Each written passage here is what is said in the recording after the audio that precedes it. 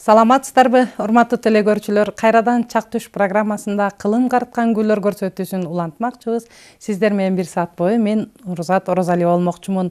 Бүгүнкү биздин конокто таланттуу, өнөрлүү биздин өнөрпоздорубуз Айнура Бердикулова жана Мамбет Токто деген биздин ушунчалык бүгүн жан дүйнөгө жан азык бере турган конокторубуз келүүдө. Саламатсыңарбы? Кандай келдиңер? Жакшыбы? Чыгармачылыгыңар кандай? Элибиз менен баарлашып дегендей, мынакей жакшы дагы ийгиликтерге жетипсиңер, ошол жөнүндө кеп баштайбыз. Бүгүн азыр айтылуу акынга сөз берип, саламдашып койсоң, анан жакшы болор эле.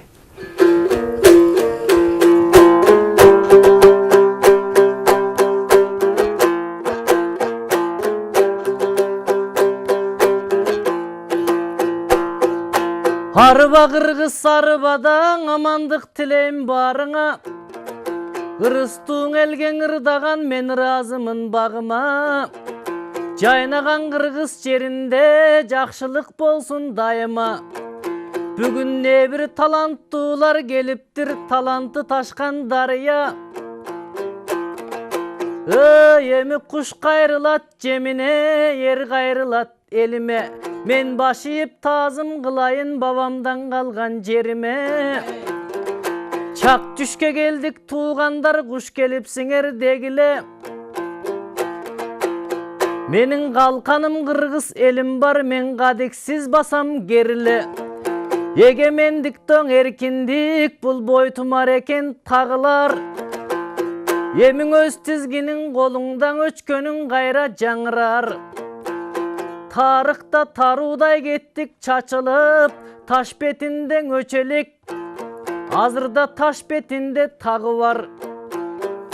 Эмиң узунган агар дайранын уруна турган жары бар.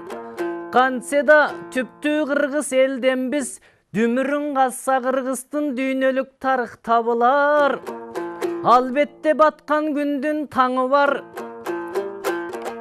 Үйрүнө келди кошулуп, мендей бир кезде көчүнөн азган тайыңар. Эмиң амандашып да баштайлың, амансыңарбы баарыңар. Бүгүн чак түшкө карачы, бүгүн Нурзат эжем чакырып, биз келдик эле шашылып. Эми көркөмдү мындай күндөрдө, көнүңөр турсун доң ачылып.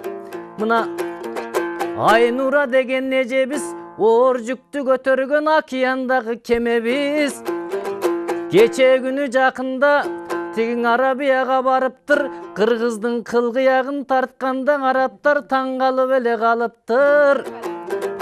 Бүгүн бөлүшөм деп тоң өнөрдү, ушул эл тиерге дой келиптир. Жакшы иштерге да карачы, ушундай жакшы адамдар дой шериктир. Эми айланайын туугандар, таалайлуң атып таңыбыз. Тамаша күлкү шаң менен таңшып турган чагыбыз.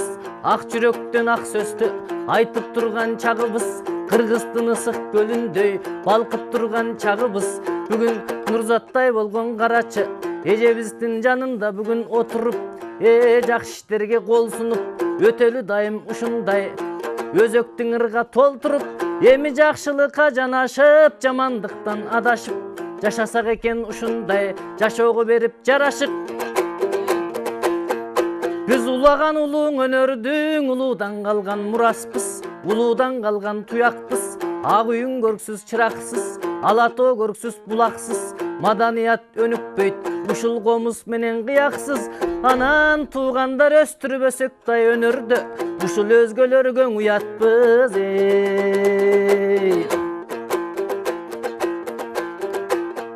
Эми Нурзаттай болгон эжемди да мен кичинең айтып кетейин. Ар дайым чак түшкө турат чакырып, мен айтпай кантип кетейин. Мына Нурзаттай болгон эжебиз атагы чыккан комузчу, ойнотуп черткен комузду. Сөөмөй менен черткенде сайыздын эли таң калган.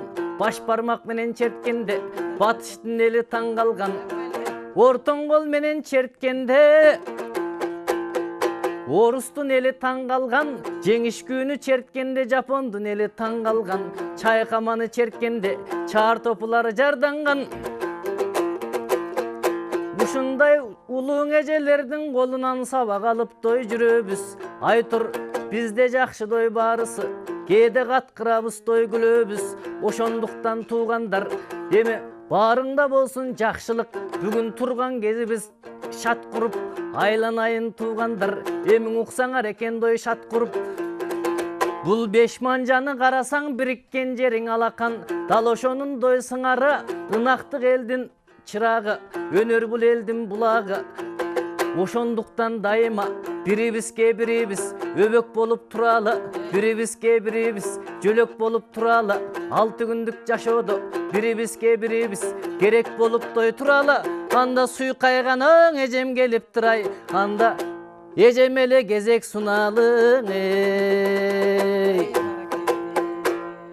Эми Мамбет тууралуу айта кетсек болот. Мамбет мына жакынкы арада Алматыда болгон конкурс фестивалына, Астанада болгон экен. Биринчи местаны алып келиптир. Бул Мамбеттин гана сыйлыгы эмес, кыргыз элинин сыйлыгы деп билем. Себеби мынакей окуп, ушул өнөрдү аркалап келатып, мына үзүрүн көрөт деген ушул. Мамбет кут болсун, чын жүрөктөн куттуктайбыз. Абдан сүйүнүп атабыз. Эми ушул кичине токтоло кетсең, ушул кандайча конкурстар, кимдер келишти, кимдер менен айтыштың, эмне кылдың ошол тууралуу? Рахмат. Анда бул жөнүндө кичине айтып кетсек, биздин Кыргыз улуттук консерваториядан, окуу жайдан ушул улуу жарышка Астанага аттандык. Гүлбарчын Алшерова деген комузчу эжекебиз бар. Ал эжебиз өзүнүн окуучуларын Келечек деген ансамбли менен талант кадыралы деген консерваторияда ырчы, эрмек ошолор болуп Кыргызстандан 70 киши бардык. Астанада эл аралык деңгээлде чоң конкурс жарыш болду. Ал жарышка Россия Федерациясынан, Өзбекстандан, Кыргызстандан, Казакстандын облустарынан айтор миңдеген кишилер катышты. Кудайга шүгүр, биз барып кыргыз элдин намысын талашып, куру кол кайткан жокпуз. Биринчи орунду буйруган экен бизге, биринчи орунду алып келдик. Анан ал жакта менин кесибим ырчылык эмес, эми кызыккан кесибим акындык, айтыш боюнча катыштым. Биринчи орун буйруган экен. Ал жерден казактар менен айтыштың да, ким менен чыктың? Казак туугандар менен айтыш болду. Анан бизде ал жерде өтө музыканы, жаздагы музыка деген темада чоң конкурс болду. Анда музыканын болгон бүт түрлөрү, аспапчылар катышты, комузчулар, ырчылар катышты, пианисттер катышты, дагы башка бийчилер катышты. Ал жерде меники акындык айтыш боюнча меники чынын айтканда көп деле мындай немелер аз болду, конкуренттер. Чоң айтыша турган кишилериң, аз болду. Бир-эки жолу эле айтыш кылдык. Анан өзүмдүн жеке төкмөлүк өнөрүмдү да көрсөттүм. Ошол нак майданда турган жерден төктүрүп сынашты да. Кут болсун дейлейм, эмне дейбиз? Мынакей элибиз дагы кубанып атат болуш керек. Эми андан ары өзүң айткандай биздин сулуубуз кыл-кыяктын өнөрүн көтөрүп келе жаткан Айнурага кезек берели. Айнура дагы азыр бир чыгармасын тартып берип, анан кийин Аравия тууралуу сүйлөшсөк. Кайсыл чыгарманы? Өзүңүздөргө маалым, бул атадан бери келе жаткан мурасыбыз, кыл-кыякты ошо күүлөр менен суугарып келе жатканбыз. Бирок ошо күүлөргө да такалып калбастан дастандарга дагы кичине кызыгып баштадым. Азыр анда эмесе сиздерге Курманбек дастанынан үзүндү айтып берсем. Сонун болот.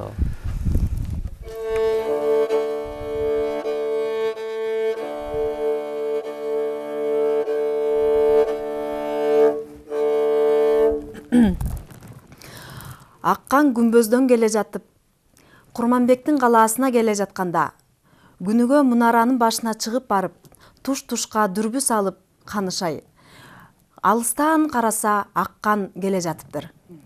Канышай чыга калып, баягы аяшы аккан Курманбекти көргөнү тирүү болсо, эгер тирүү болсо айтар деп аккандан сурап турган жери дейт.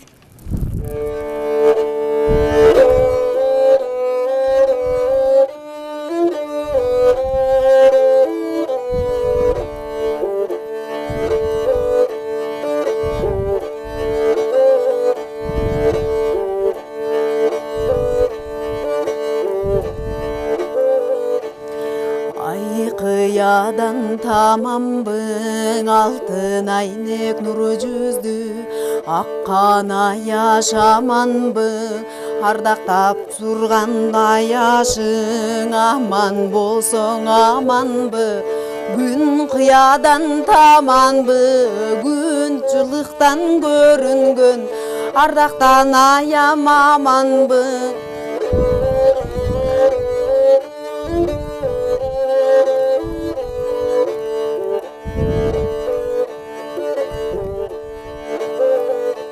кереметтүү жан элең керектеш акканы хан элең бактысың артык далайдан багын чуң эле далайхан алтын болу ак туйгун тынарым аман бар бекен айчыгың алтын саябан чынарым аман бар бекен абалы да болду деп ай сурарым аман бар бекен күмүш болу көк туйгун тынар эмесен бар бекен көлү көлү саябан чынар эмесен бар бекен күйүтүң кандай болду деп унар эмесен бар бекен күнчүлүктөн көрүнгөн чынар эмесен бар бекен көрүнбөсө жалгызым кандай күндө калды экен ой тирүү болсо келет деп тилегиңди берет деп өлгөн болсо жалгызым айтып койгун аныгын өзүң келе жаткандаң алыскы жолдон таныдым баштагыдай эпелиң жок басыгыраак калыбың баш көтөрбө муңайып жан курманым аманбы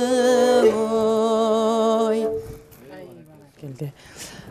Ушундай кызга жерин тактап турганан салган экенсиң да, андан ары көп да бул. Негизгиси бул бул аккан менен Канышайдын баягы Курманбек жарадар болуп калып, анан аккан Канышайга келип, ошо Курманбектин каза тапканын айтып турган кези да. Анан Канышай ошо амандашып, баягы өзүнүн жан жолдошу, өзүнүн ханы аманбы деп Канышай ошо учурашып турган жеринен айтып бердим. Негизи андан ары деле айтып кете бересиз да. Ал ооба. Же ушул жерин эле айтасыз? Жок. Андан ары да улап кете бересиз. Жакшы экен. Бул дагы болсо чоң жаңылык. Кылгыяк менен дастанды айтуу абдан уккулуктуу да болот экен, абдан сонун экен. Эми Айнура ушул жакын арада мына Арабияга барып кыргыздын болгон эмне салт дүйнөсүн баарын көрсөтүп келдиңер. Ошо тууралуу бир маектешпейлиби? Туура айтасыз. Негизгиси ушу көчмөндөр оюну буга чейин биздин өзүбүздүн касиеттүү көлүбүздө өтүп келе жаткан. Анан бул көчмөндөр оюна Арабия, Сауд Арабиянын королу Абдулазиз ошол абдан кызыгуу пайда болуп калып, анан ошо кыргыздардын баягы болгон өнөрүн, каада салтын, бүт бардыгын ушундай жактырып калган экен дагы. Ошол көчмөндөр оюну биздин Араб өлкөсүндө өткөрүлсө деген сунуш киргизген экен. Биздин спортсмен кыйын мыкты агаларыбыз бар, Аскат Акибаев деген.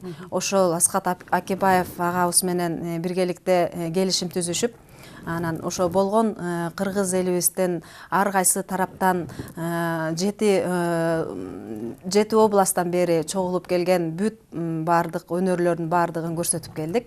Ал эми өзүңүздөргө таандык, мен ошо чыгармачылык жолдо жүргөндүктөн кылгыяк кесип менен барып келдим. Филармониядан Камбаркан ансамблинде чогуу биргеликте көрсөттүк.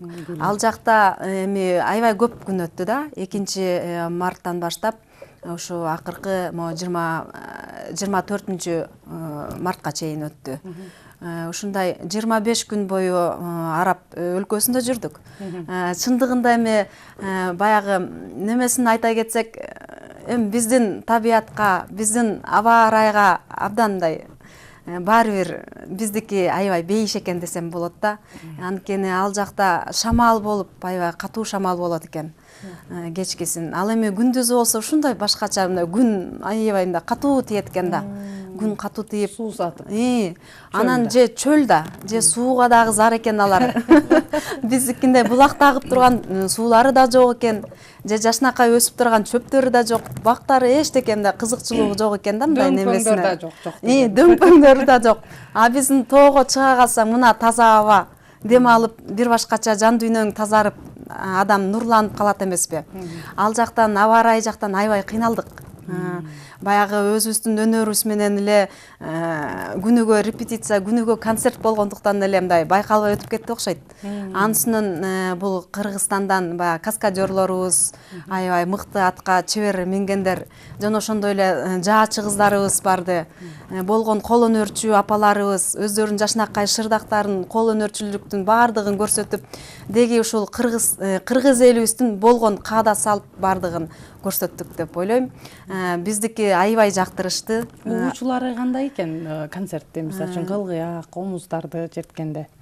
Күнүгө ошо концерт коюп атканда алар мындай баягы эми өзүнчө мындай мекеменин ичинде коюп аттыңарбы же сырттан эле? Сырттан да коюп аттык. Ишыл эртеменки 7-ден түнкү 12ге чейин концерт болуп атты десем жаңылышпайм да. Анткени баягы чоң көлдө болбоду беле? Көчмөндөр оюну, айыл ачылып өзүнчөчү ошондой айыл кылып, канча боз үйлөр тигилип, кыргыз айылы болду да. Анан ошол ар бир айылга өзүнчө баягы музыкалык немелерди, ансамбльдерди бөлүп койду. Баягы элдер ошол боз үйлөрдү көрүп келе жатканда ар бирөө мындай чертип, нукура кыргыздын күүлөрүн чертип отурдук да. Бирок эми күүлөрүбүз аябай дагы мындай касиеттүү, аябай башкача адамга жан дүйнөсүн эметкен дагы күүлөр эмеспи? Араб өлкөлөрү дагы аябай мындай кызыгып угушту.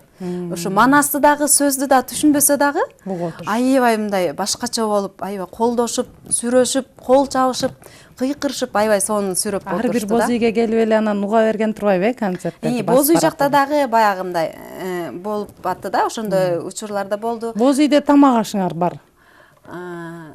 Жок, тамак ашы ооба, ал тиги турулуу болду. Курсагыңар өзү убагы менен болду дейм да, тамак ашы. Курсагы жакшы эле, буюрса эми баягы кыргыз өзүбүздүн тамагыбызга көнүп калгандыктанбы? Бирок кыйналдыңар. Кичине ошол жактан эле кыйналбасак, тамак ашы баардыгы эле жакшы болуп атты. Аябай жакшы кунт куюп угуп атышты. Эми жеке өзүңдүн оюңда ушул эмне себептен ошондой нерсе болду деп ойлойсуз да? Мисалы үчүн чакырып, ушунун аягы эмне деп ойлойсуз? Эми аягы менимче бул баягы достуктун, бир эки өлкөнүн достугун бекемдөө иретинде болсо керек. Же балким ошо кыргыз элибиздин өнөрү аябай улук болгондуктан, бийик болгондуктан ошол өнөрдү баалашып өздөрүнүн жергесине да чакыргандыктанбы деп да ойлойм. Мен жеке оюм болсо ойлоп атам, ошол баягы Ысык көлдө өткөндө ушундай суктанып кетишти да. Анан элине ошол жерде барып, анан мындай жанында угуп, ошо кыргыз элинин маданиятын жанынан угуп, элин карабайсыңбы, элинин маданиятын көтөрүп атканынчы. Ошончо кишини чакырып таанышуу да, жакындан уккан күү такыр бөлөк да. Жакындан кандай булар жазалма эмес бекен, фонограмма эмес бекен деп текшерүү иретинде маданиятты өстүрүү, элине тааныштыруу иш чарасы болду го деп ойлойм да. Туура, андыктан баягы каскадерлорубуз да бияктан өздөрүнүн аттарын алып барат деп дагы жүрүшкөн да, бирок өздөрүнүкү эмес, араб элдеринин аттары менен чыгышты да. Ошол аттарды дагы көндүрүшүп, ушундай сонун оюндарды көрсөткөндөрүнө аябай таң калышып, ушундай суктанышты.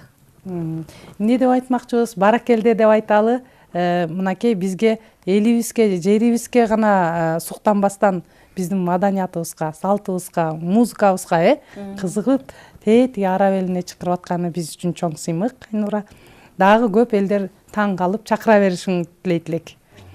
Эми кезекти Кайра Мамбет өзүң кайсы чыгарманы тартуулайсың элибизге? Барыңыздардын ушул комузчулардын жалпы эле кыргыз элинин бүгүн күнү өтүп атыптыр. Куттуктайм. Ошол аталардын талантына таазим кылсак болот. 100 жылдык, 1000 жылдык тарыхты бир гана күүгө же болбосо комуздун 3 кылына сыйдырган аталардын талантына ар дайым таазим. Ошондо үчүн Замирбек Үсөнбаевдин комузчуларга арналган термесин аткарайын. Жакшы.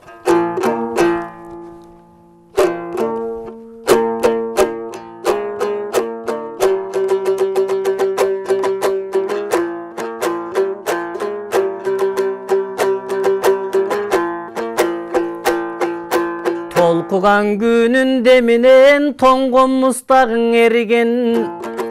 Өтүптүр комузчулар көп бул өнөрпоз кыргыз элинен. Сыйкырбың элдин тарыхын сыйгызып черткен 3 кылга. Кенекен күнүн ошолор кемибес толук 100 жылгы.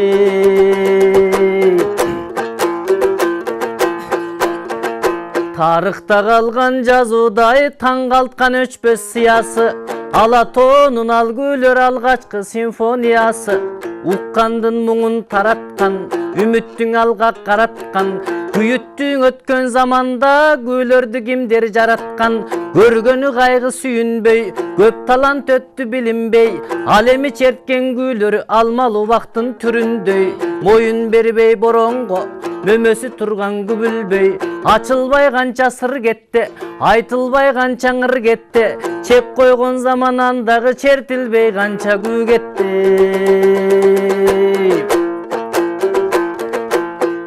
Кошамат кылбай байларга, комузу келген жардамга. Болгон дейт күчтүң ыргүүсү, боору ташыйлуу ажалдан да. Акындан чыкпас теңдеши, ал эми күйлөр кендече.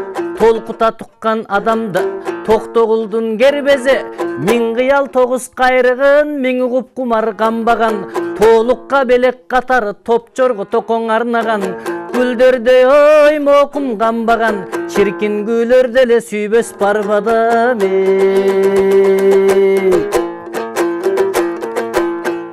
Айланган шаңдуу дайрага, бул алгачкы күнүм булагы.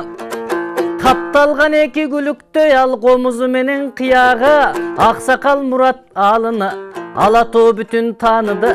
Эли менен бир көргөн, эскини жана жаңыны. Күү чертип таңдың атырган, күйлөрдөн көңүл ачылган. Таланттуу Ниязал өткөн, тарыхка аты жазылган. Айдар алынын көйрөңгү, кыргыз жок чыгар укпаган. Бизге жеттар бир кайрыгы, бир уксаң ойдон чыкпаган. Алатооң элдин сыймыгы, атактуу залкар комузчу. Устаты күнүн ыбырай, урматтап сүйгөн комузду. Кайрыктарда ана чертилген, окшобой бирип-бирине. Өзгөчө мукамын кошкон, комуздун назик күнүнө.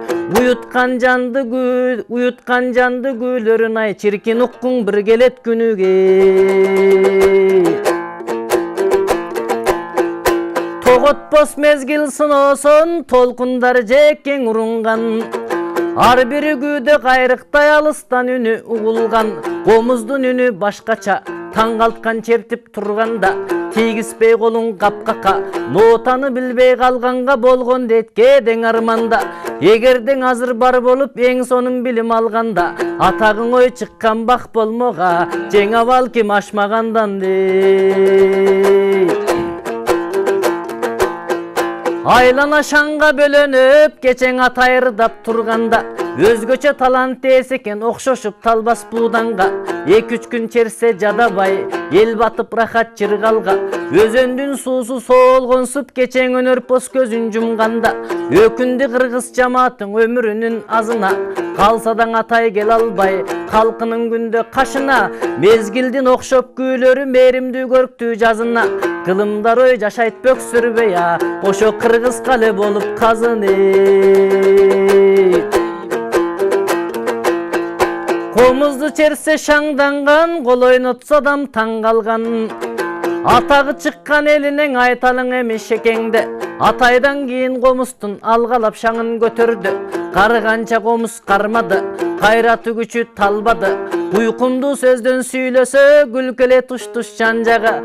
Үлгүсүн алып атанын азыр үйрөнүштү дой балдары. Комуска колу так эле, черткенде көркү бар эле. Шекербек менен атайдын черткенде көркү бар эле.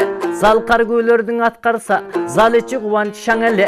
Эстешет бирге жүргөндүр, эмгегин өзү көргөндүр. Мейли кан бизге келсе деп, мейли кан чертип берсе деп, кары жаш бирдей самаган, казак эли да баалаган. Кандай сыноо болсо да калк намызына жараган. Эл сүйгөн ой чебери мейли кана, ошентип эртерээк кеттиң арадан.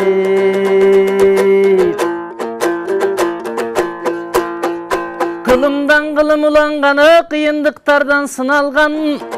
Байыркың өткөн эл менен бактың көрбөй кубарган.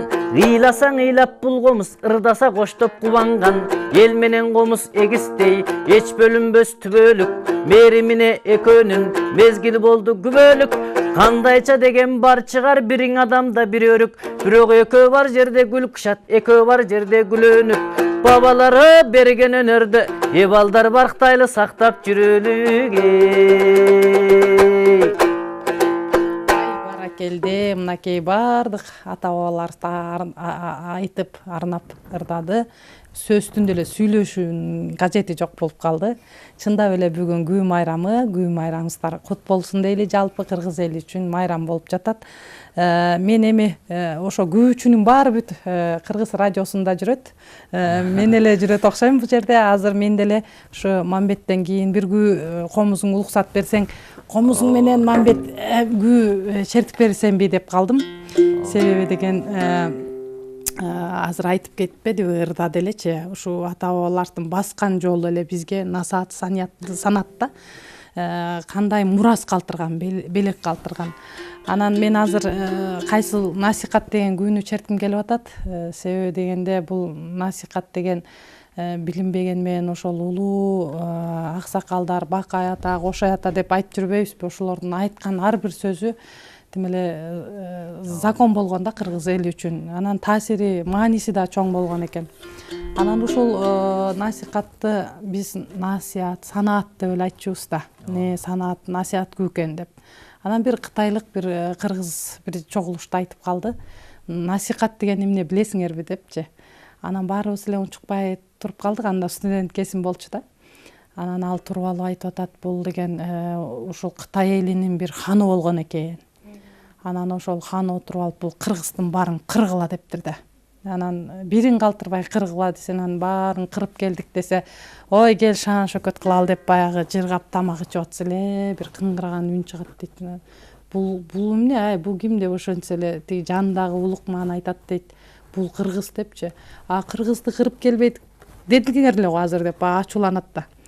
Десе, жок, ханым, бул кыргызды жоготуш үчүн бир колтугунда кичинекей бир комузу бар. Ошону жоготмоюнча кыргыз жоголбойт экен дейт экен да. Ошол жерде ошол тоонун башында баягы насихатты чертип атыптыр десе эле баягы студент kesимде уккан жаным аябай элестетип, ушул сөз тим эле мага неме болгон да, таасири күчтүү болгон. Анан кандай болбосун дагы бул көкүрөгү күчтүү гана киши билет экен да, күүнүчү. Анан мен ушул бүгүн күү силердей болгон мындай өнөрлүү жаштар келатасыңар, абдан элибиз куржунубуз кур эмес дегендей өнөрлүү жигит уул кыздарыбыз көбөйө берсин, кыргыз эли ушинтип бийиктей берсин. Мына араб эли чакырып атат дейт, бүт дүйнө жүзү таң калып чакыра берсин бизди. Ушул эч убакта бизге мурас калтырып кеткен аспаптарыбыз, ушул күүлөрүбүз деги эле өчпөй өнүгө берсин, оргуштай берсин деп анан мен эми Мамбеттин комузу менен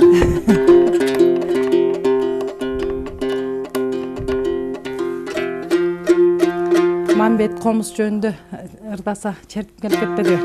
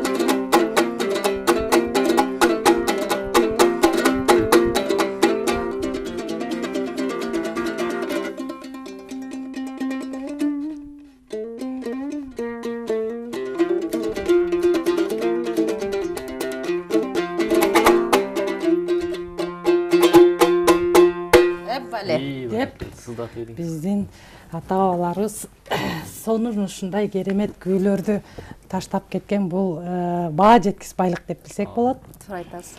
Мынакей күү майрамында азыр күүлөр радиодо жаңырып атат. Биз дагы бияктан күүлөрдү жаңырталы Айнура. Азыр кылгыяңын кайсыл күнү тартып бересиң.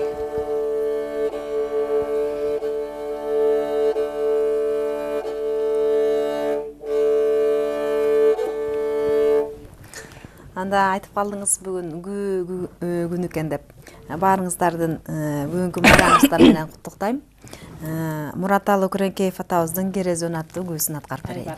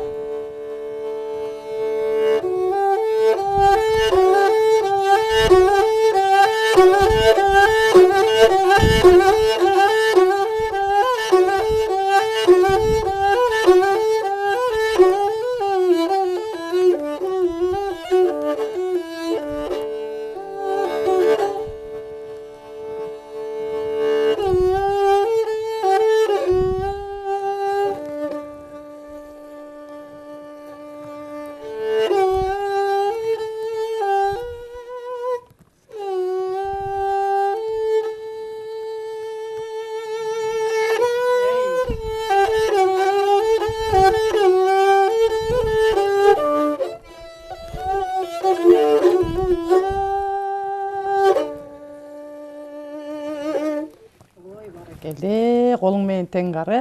Абдан сонун чертилди, ойнолду, тартылды деп айтылат. Баракелде, мынакей бизге көрүп отурган аталарыбыз, апаларыбыз айтып атса керек, анан айындар десе жакшы азамат жигит кыздар келген экен деп. Эми кезекти кайра эле өзүңө берели. Ырдайсыңбы, кайсы өнөрүң болсо? Рахмат, анда аракет кылып көрөйүн. Жакшы болот. Мамбеттин дагы ырдаган өнөрү бар, ырдап жүрөсүң. Чоң ыраазычылык, сизге аябай талантыңыз бар экен, дагы да ташкындай берсин. Азыр кыякчылар негизи Кудайга шүгүр, залкарлардын жолун улаган эжекелерибиз көбөйө берсин. Анда бүгүн күн экен, күү чертип берейин десем, Нурзат эжедей черте албайм аны. Жок, черте бер, андан эмне болот экен? Мен колуман келишинче сиздерге Атай Огонбаев атабыздын Ой жеңе деген чыгармасын аткарып берейин. Баракелде, баракелде. жакшы.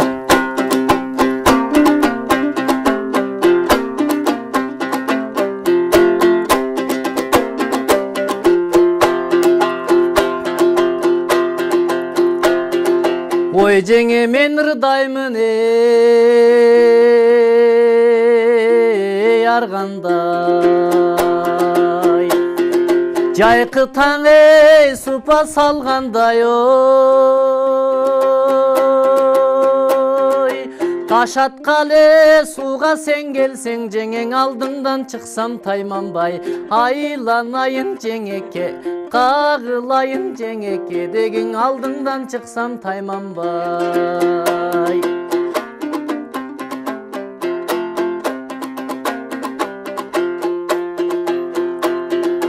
Ой жеңе жолукчу мезгили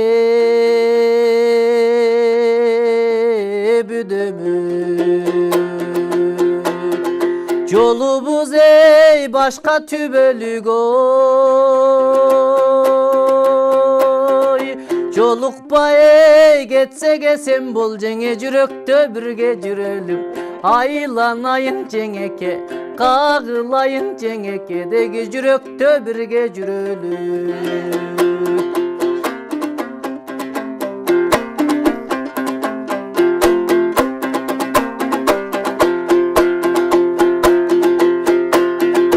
Ой жеңе жаштык кезирин ырдайлы, жалында бей күйүп жыргайлың, ой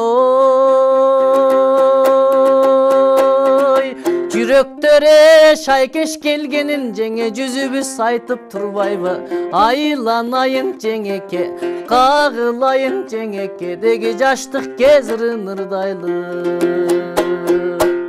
Баракелде, мынакей Айнура бир жооп кылбасаң болбой калды окшойт. Айнура жеңесин карап алып ырдады. Байке узунтпаса болду.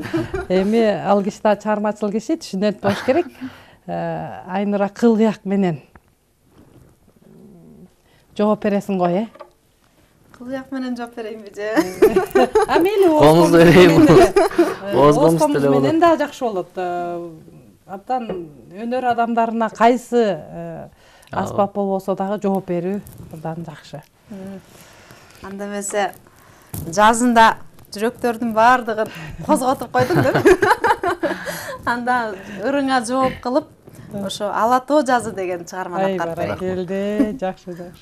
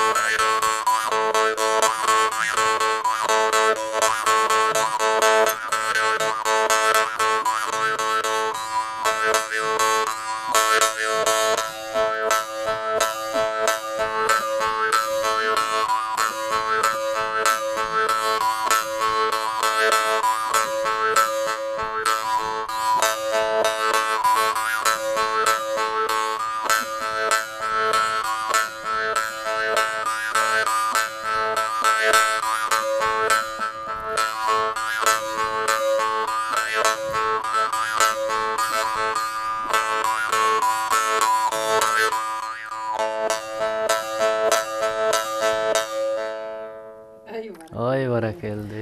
Ачыла элек сандыкта, ычыла элек кундуз бар дегендей, өнөр адамы менен отурсаң, анан бир кызый түшсө ушундай кете берет. Мына Оз комуз менен жооп берди. Эми Мамбет, сен бир Рахмат, сиз көп өнөрдүн, төп өнөрдүн ээси экенсиз. Бул жеңеге тийишүү салты бул өзүнчө чоң философский тереңдикте да. Бул жеңе деп тийишип койсо эле экөө башкача болгон эмес, ошол жеңенин эки чакасын көтөрүп, ошо сактоодо да баягы жеңени урматтап, байкесине баягы жардам бергендик деп кетем. Анан талант деле туура түшүнсө керек. Келе кала. Анда дагы бир жеңе келип көрөйүн, анда эмне дээр экен. Төлөш Турдалиев, Жылкычы келинге.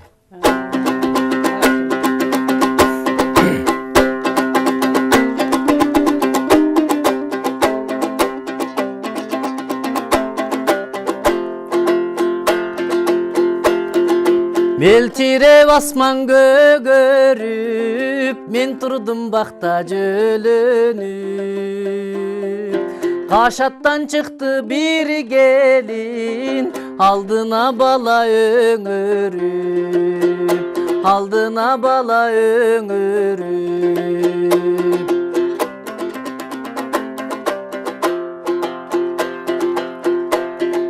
Жеңеке дедим бурулуп, баргенде добуш угулуп. Токтолуп жооп бергичеңи, торгашка турду жолунуп, торгашка турду жолунуп.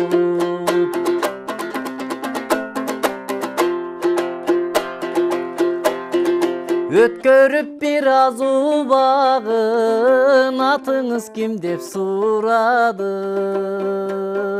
Айылга жүр деп көргөстүңи, адырдың кашка булагын, адырдың кашка булагын.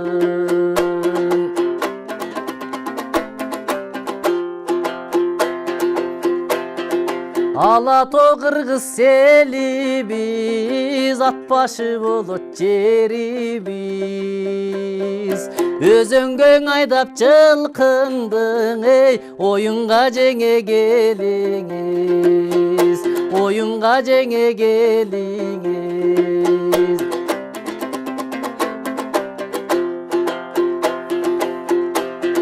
Барайын анда барайын, барбай бир кантип калайын. Жайлоодо жүрүп эриктим, кумардан толукканайын. Барайын жеңе барайын, барбай бир кантип калайын. Жеңелердин арасында чоңойгонсуң деп коем. Жеңелерин сагынып калган кезде. Жеңелерин сагынып калды да, бул өзү Мамбет өзү Кытай кыргыз элинен. Анан кийин көптөн бери Кытай жергесине бара элек. Бара элек Кытайда. Анан кийин тийише турган жеңелери да жок болуп, бүгүн эфирден сен жеңеси калган дегенсиз.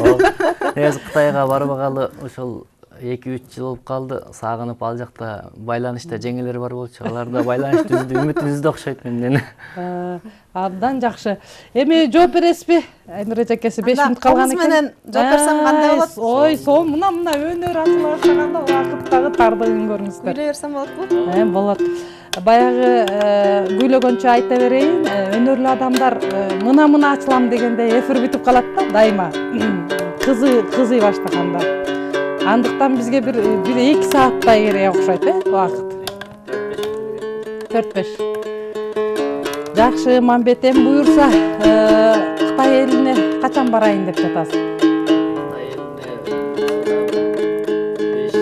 5-10 жылдан кийин барабыз го. 5 жыл, 10 жылга чейин жаап койдук. Окууну бүтүп, дагы ойлогон ой максаттарга буюрса жетип алып анан. Буюрса, Кудайым жеткирет. Өзүң деле жериңди сагынсаң керек, Анда сиздерге ата-эне кадырын ким билет деген ырды аткарып берейин. Өзүм ырчы эмес мен бирок ыр менен ачылып кеттим деп коесуң. Бел жакка келип ачылып атат окшойм. Мамбет ачты.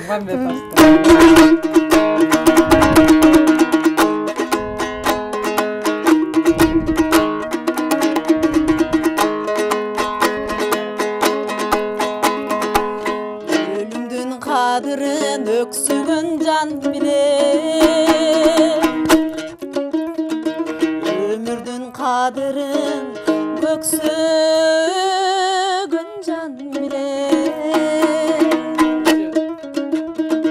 сүйүүнүн кадырын жетпеген жан билет достуктун кадырын жетпеген жан билет бирок атанын кадырын ким билет аттың ай эненин кадырын ким билет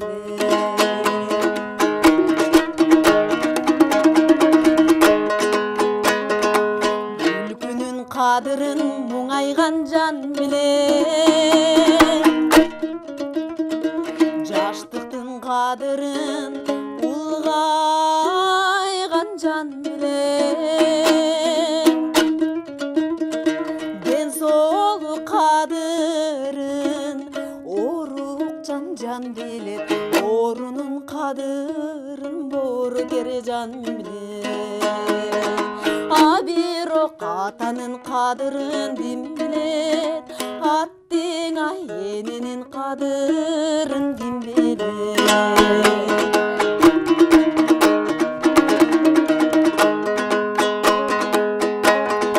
баланын кадырын балагазар билет жарынын кадырын акылман жан билет бардыгын адамдык дил билет аттың аят эне кадырын ким билет аттың аят эне кадырын ким билет бардыгын адамдык дил билет адамдык дил билет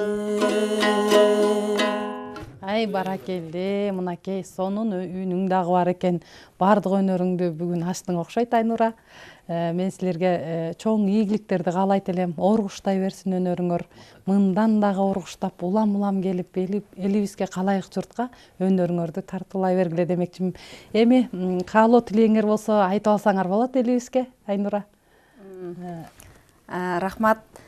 Ушу эфирге чакырыңыздарга рахмат, чоң рахмат. Сиздер дагы аман жүрүңүздөр, бар болуңуздар, колуңузга береке. Ар дайым ушу атабыздан калган, бабаларыбыздан калган күүлөрүбүз жаңыра берсин. Бүгүнкү майрамыбыз дагы куттуу болуп, ушу чыгармачылыгыбыз ар дайым өнүгө берсин, өсө берсин. Ал эми кыргыз элиме дагы ушундай аманчылыкты каалайт элем. Барыңыздар, бар болуңуздар. Барыңыздарга чоң ыраазычылык, талантыңызга таазим. Дагы эле тийише бересиңби? Убакыт болсо дагы. Элибизде ушул Кыргызстан мамлекетинде жалпы элибизде тынччылык, бейпилчилик, токчулук болсун. Жамандык бизден четтесин, жакшылык алыс кетпесин. Кыштакың отуң өчсө да кыргыздык отуң өчпөсүн деп баарыңарга каалар элем. Ай, рахмат. Баракелде, абдан сонун мынакей ар бир кыргыз элинде төрүндө комуз илинип, үнүндө ушу комуз жаңырып, дастан термелерибиз ырдалып турсун деп тилейт элек. Күү майрамыбыздар менен чын жүрөктөн дагы бир жолу куттуктап кетели.